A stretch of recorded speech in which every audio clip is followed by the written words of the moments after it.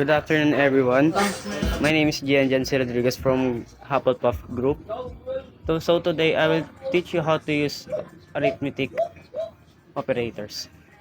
So first is addition. So this is our syntax to addition. Select 10 plus 20 is as a total. So execute natin. So lalabas po, makikita nyo naman po 30.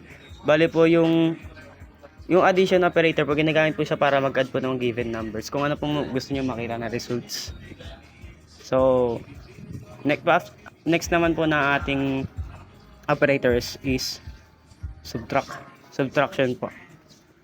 Select 10 minus 20 and total po.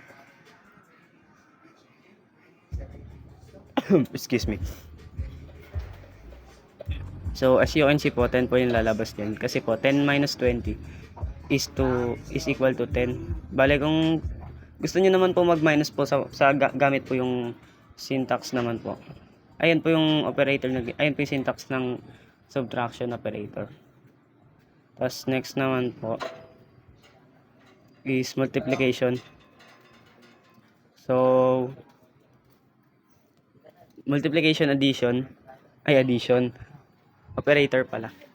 Select 10 asterisk 20 total 200 po. So as you can see po, 10 times 20 is equals to 100.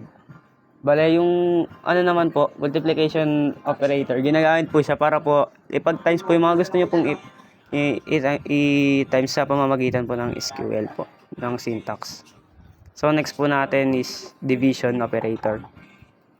So next naman po, sa division operator naman po, ginagamit po natin siya para mag-divide po ng given numbers.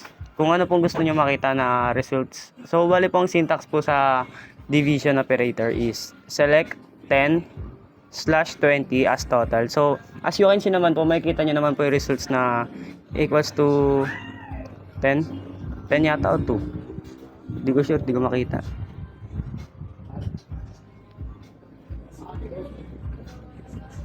So that's all. Good day everyone. Thank you.